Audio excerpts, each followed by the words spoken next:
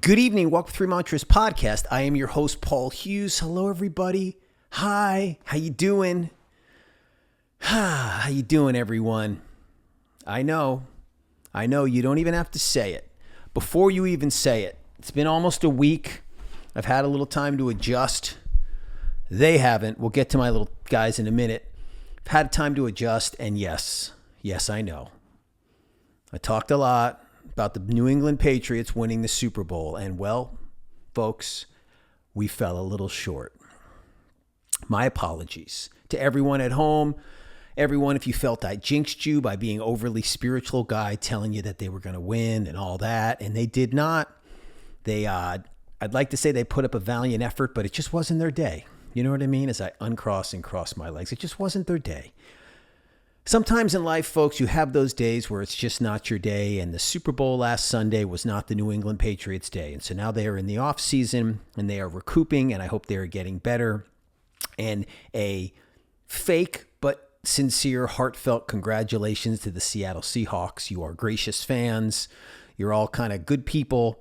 The number 12, whatever that thing you use as your stadium. A lot of you from the big win and the PNE, the PNW, the Pacific Northwest. Congratulations to everyone up there. You're probably thrilled and excited to have another Super Bowl for the first time in about 10, 12 years since you won your last one.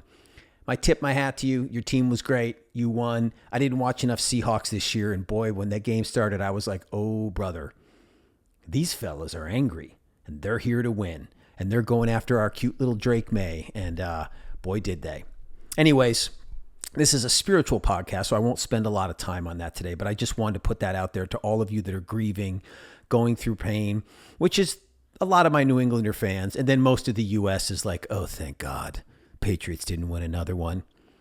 Right? Most of you are like, thank God. Even though the Patriots now kind of likable with the new Mike Vrabel coach, Drake May, he's got this cute wife that like bakes and she's called Bake May and she's adorable. And Michael May, if you've not seen anything about her on social media, she's just a lovely and they're a cute little couple and they're married and they're happy and check them out when you can. Anyways, most of you are like, thank God. Because New England Patriot fans, including Paul Hughes, Mr. Three Mantras, self-appointed spiritual guy, would have been unsufferable for about the next 2 weeks as he talked about how great they were and how God loves the Patriots and blah, blah, blah. Excuse me. Well, in any case, there's no need for blah, blah, blah because we lost. So congrats again to the Seattle Seahawks and all the other people out there that have been talking nonsense to me, a lot of the guys at the gym. I'd like to give you an FU because you are not Seahawk fans. So my Patriots did better than your team. So suck it. Can I say that? Okay. Anyways, I'm a little sensitive this week on camera because the last couple of interviews I've done with Andrew and Richie B, who was wonderful. By the way, round of applause for Richie B last week. Wasn't Richie great? He talked about all sorts of stuff about how there's no big deals in life, right? How there's not, the last time we had a real big deal that we were worried about something happening, it never really happens. And, you know, when was the last big deal that actually was a big deal and felt like a big deal? Even the Patriots losing the Super Bowl, which I'll probably talk about today as part of like dealing with sadness and getting bummed and dealing with something, it wasn't a big deal. I got over it. It's been about a week. I'm all right now. I could probably do something with my hair. I'll tell you who's not over it is my little Mickey and little Kong over there. I have two. If you're watching on YouTube, you see these two little guys right here. If you're listening at home, I have obviously the Mickey Mouse dolls next to me, who's in a Boston Bruins t-shirt and a New England Patriots hat on backwards. And Lil Kong is another little teddy bear of mine who also has a New England Patriots hat on. And you're probably like, well, what's the deal with those two? Well, two things. One, I brought them out at halftime of the game, the Super Bowl, that I actually watched here, this one, because Super Bowls I take very seriously. I don't go watch them at big parties where girls are standing in front of the TV giggling, asking if Bad Bunny's on yet. Bad Bunny's fine, but I was there to watch the Super Bowl. So I watched it here at my house. And I brought both of these guys out at halftime and put on my Tom Brady jersey because we were not winning and I was trying to change the mojo. That's another thing with sports fans. You'll do all sorts of things to change the mojo. You'll sit somewhere different on the couch. I've watched many baseball games, Red Sox games. I've gone to many Red Sox games. I've been to the World Series, gone with Dane Cook, as you know, many times. And sometimes when we're watching a game at his house, if one of us is in the kitchen when something good happens, we make the guy stay in the kitchen because we don't want to shake up the mojo. How about that? In fact, once I was watching, you're going to love this story, folks. I was watching a Detroit Tigers playing the Red Sox playoff game. We were at Fenway Park. We were in a luxury suite. Might even have been the owners, but I don't want to name drop too much about how fantastic I am. Anyways, we were there, and I went in the bathroom, and the Red Sox started to get on base. So I stayed in the bathroom in the luxury suite during that inning because I thought it was good mojo to stay in there. And if I left and came back out to cheer them on, I thought it was bad mojo. Yeah, that's how crazy sports fans get. And it actually wound up, we won the game, we won that playoff series, and we went on to win the World Series because we're New England and we're the town of champions. Okay, Paul, stop. Back to your teddy bears.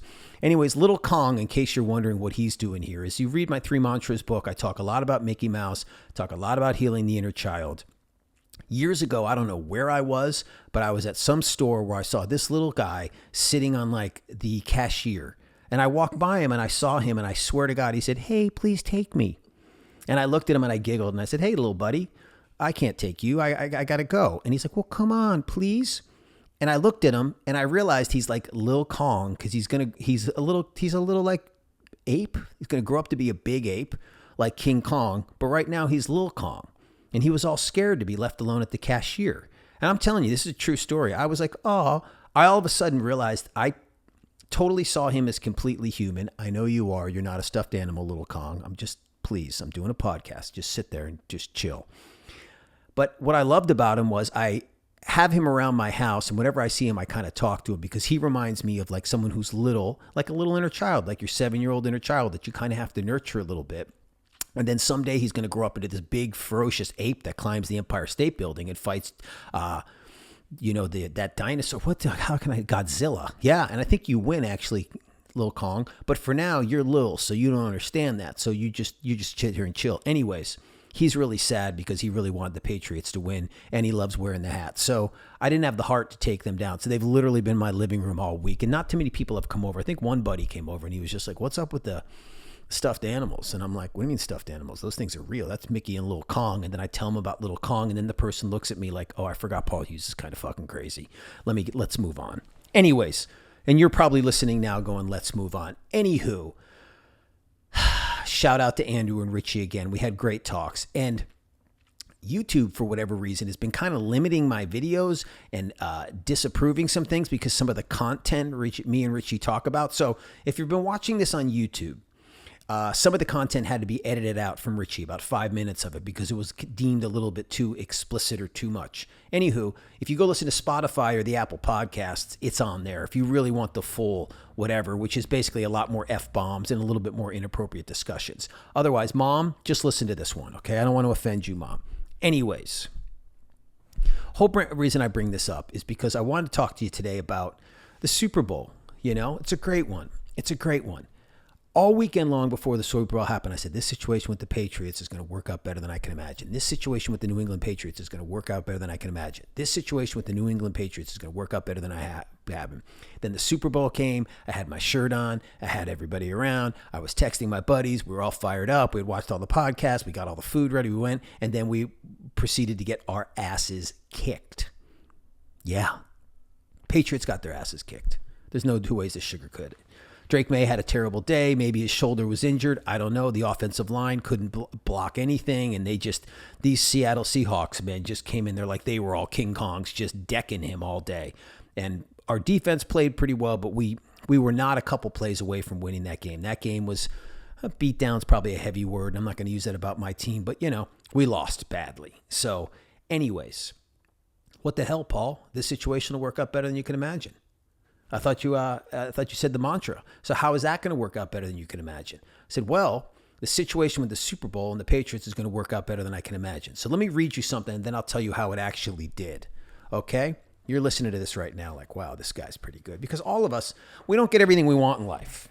You know what I mean? You're not always going to get the pretty girl. You're not always going to get the job promotion. You're not always going to get the new job. You get the house, maybe the child you're hoping for. You're not going to get pregnant on your timetable. A lot of things are going to happen in life, good and bad, some more heavy than others. You're not always going to get the timetable you want. So, but if you always say this situation will work out better than I can imagine, it really helps. And I'm going to tell you why in a second. Okay. It's all talking about, I'm going to pick it up towards the end of the book where it talks about desires in this situation where I'm breaking down the third mantra, which is this situation will work out better than I can imagine. And I'm talking to the interviewer and,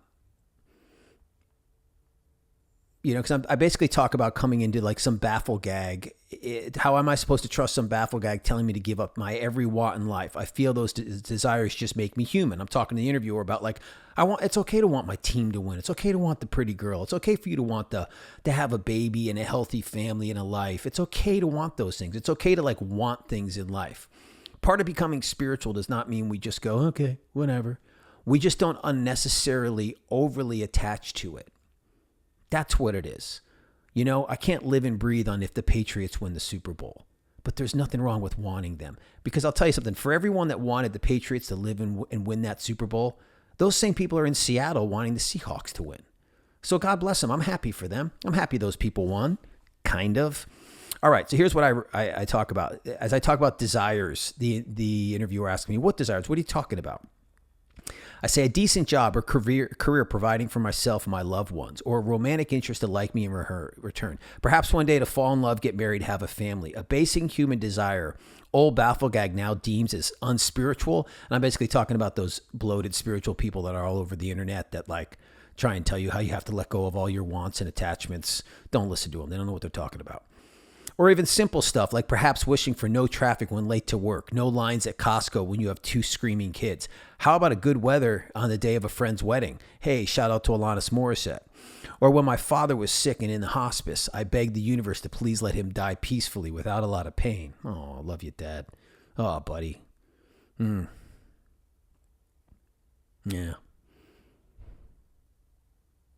You know what's tough? Some days when you're doing a podcast and you're just reading your book and you're talking to people and you're going through life and you're talking about stuffed animals and how great your hair is and how you're bummed the New England Patriots lost. And I'm thinking about eating lunch and then speeding it along because I got a massage in about 45 minutes because I live a fancy life because I'm Paul Hughes. Then I read a line about when my father was sick and he was in hospice. And he was sick. And I begged the universe to please let him die peacefully and without a lot of pain.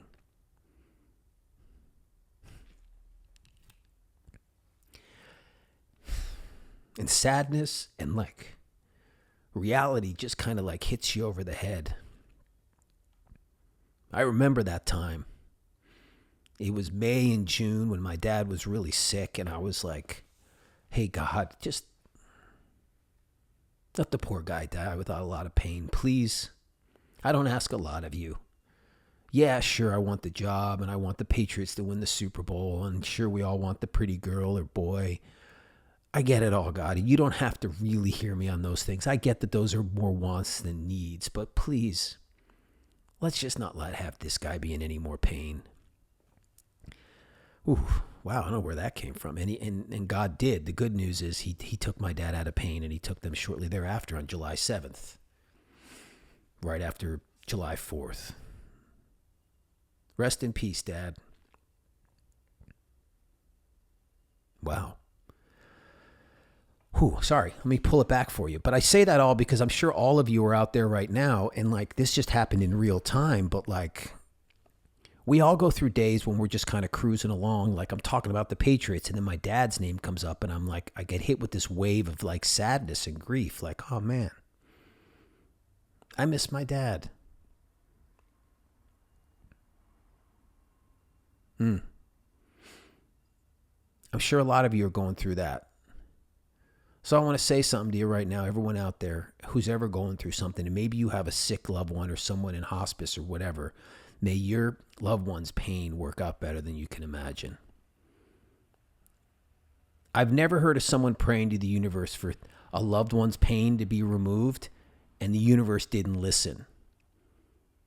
They don't always listen on jobs, football games, and pretty girls, but it's been my experience they always listen on alleviating other people's pain, which is the point of this podcast, and I didn't even know it was going to be this. Is if you're in this universe and you walk around in the day you're in and you see or hear someone else in pain and you pray for them, Like my buddy Daniel L., guy I was talking to last night. His dad, he's flying to see his dad today. His dad's having a big heart surgery this week. His dad's 94. He said, hey, can you pray for my dad? And I said, I can, Danny. I will do that for you.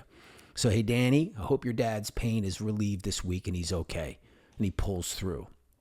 It's been my experience that when we pray for the outcomes to work out better than we can imagine for other people, especially when it comes to relieving pain, the universe is really listening to those. So that's the good news. Okay. All right, touchy-feely guy. Okay, so now can we just okay, let's just get back. Let's get locked in, okay? Got it. I begged the universe to please let him die peacefully without a lot of pain. And he did. God bless you, Dad. I love you, bud. You're a good dad. Suddenly it appears to have become a terrible notion of wishing for someone to suffer less and have a life that is not excruciating day in and day out. These days, asking for such an outcome is considered unspiritual, as if we all need to keep quiet and suffer through life while we aspire to reach some magical level of enlightenment where nothing affects us. That approach is not realistic for me. Well written. Who wrote this? Paul Hughes. Well done. The interview asked me what Joe's advice was. Loosen my grip on being overly attached to any result in life, thus nothing to get. Examples. How many spouses have asked us to do something more than once or told us a story already? Or when they come home with a traffic ticket, do I say, I told you not to speed on that street? No. You just hug her and say, I'm sorry, babe. That sucks. The interviewer says, why? And then it goes into being the I told you so person and a form of narcissism that I don't have to read all that about it. But that's what I wanted to say about the helping others get what they want. There's nothing to get, and alleviating that pain and anxiety is that it's okay to want things in life. It's okay to want your team to win the Super Bowl. It's okay to want to have healthy children. It's okay for you to have your kids do well in school, well in life.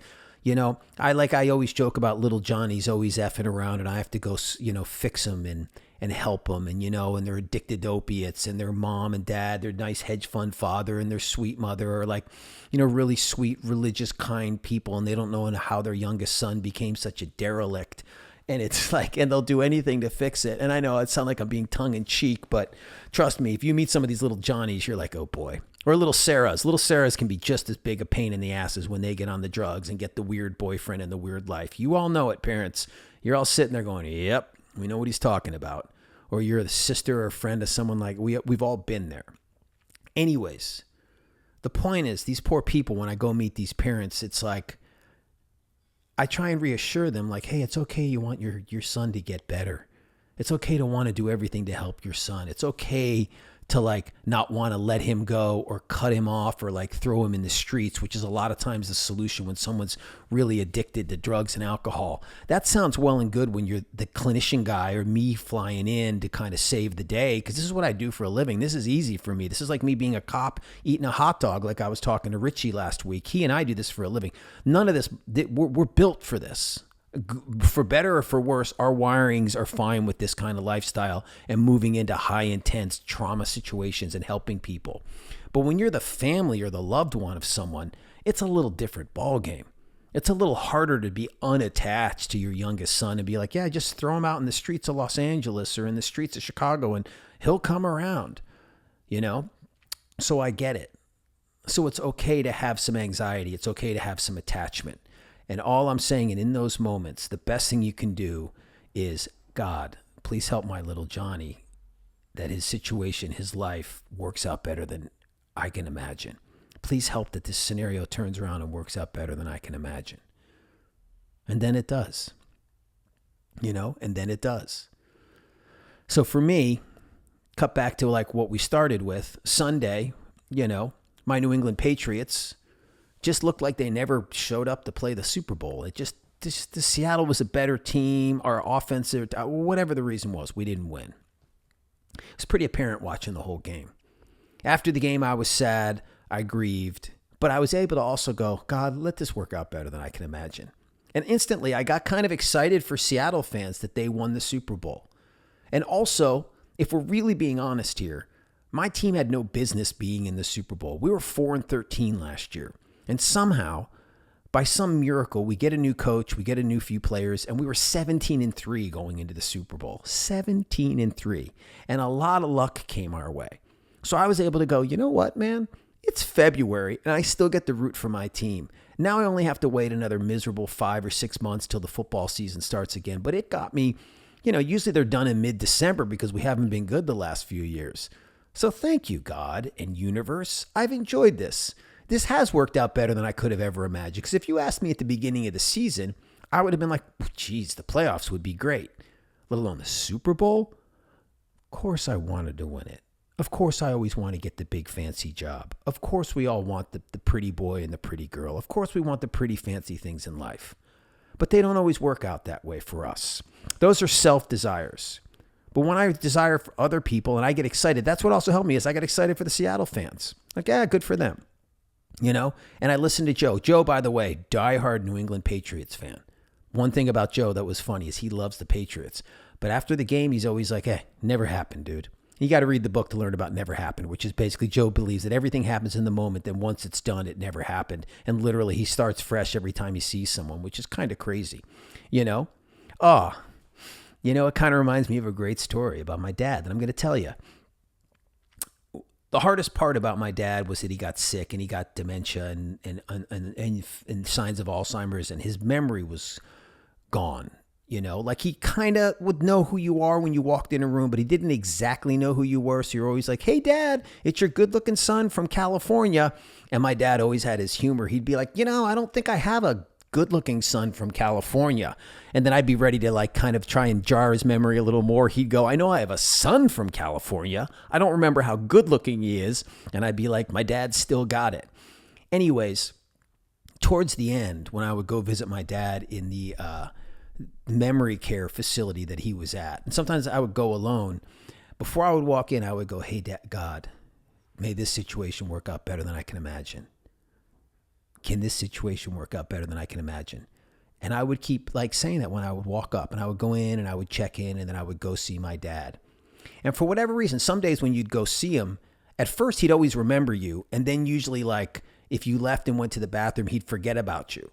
So anyways, I went and saw my dad. He was in his bedroom, and I walk in, and I remember it was the greatest. As I walk in, it was just me that day. And I walk in and he's like, hey. I said, hey, it's me. He goes, it's you. And he was so excited. He gave me a hug. He's like, it's so good to see you, kid. How are you? I'm like, I'm great, whatever, blah, blah, blah. And I had to go to the bathroom. I said, hey, Dad, I'll be right back. I'm going to go to the bathroom. He's like, okay. So I go to the bathroom. I return 4 or 5 minutes later. I walk in the room, and he goes, oh, my God, hey, kid, it's you. He got up. He gave me another big, he had forgotten that I was there. So he gave me the same big welcome. And I hugged him and said, yeah, it's me, blah, blah, blah, blah, blah. And so we were just sitting there, and he was painting something, and I was talking to him for a couple of minutes. And this is a true story. What I kept doing is about 3 or 4 more times, I kept going, hey, Dad, I got to go to the bathroom.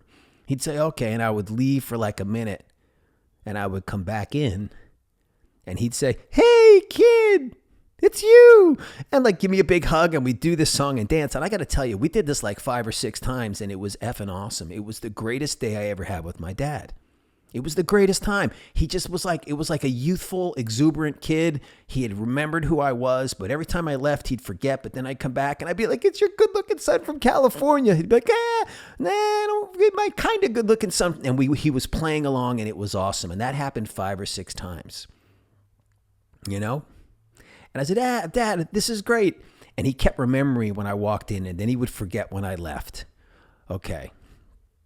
God, that's a beautiful memory. And it was one of the most joyous days I had with my dad, which was May 20th, 2018. And I remember it because it was the last day I ever had with my dad. Because after that, he went into hospice and he passed away, and I didn't see him again till his funeral.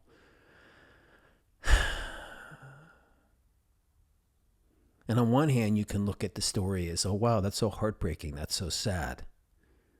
And I can be like, yeah, that's true, looking back on it. But the truth is, that was one of the greatest days I ever had with my dad. And that just came from me saying when I was walking in there, this is going to work out better than I can imagine. And it did. Because unfortunately, we all have to have the last time we see someone we love. It's just reality. You know, we can't win them all, as they say. But on those moments, on those days, if the universe can make it one of the best experiences we ever have with someone else, I'll take that every time. So I love you, Dad. Congratulations, Seattle Seahawks. We're going to be coming for you next year. All of you still bummed out in New England or whatever, anybody going through any pain or any hurt right now, I'll just give you a universal, may your situation work out better than you can imagine. And I am Paul Hughes, and I love you. I hope this podcast wasn't too all over the place today. I miss you all. Keep in touch. I have more guests all lined up, rolling out, and I got some famous people coming up and some good people. So get ready, get set, and we'll have a great time. Thank you so much. Have a great week. I love you all. Good night. What do you think, little Kong? Yeah? You shy? You don't want to talk on camera? What about you, Mickey? You'll talk. Yeah, you're still bummed about the Pats. I get it, Mickey. It's okay, buddy. Just, we had a good one. Cheers.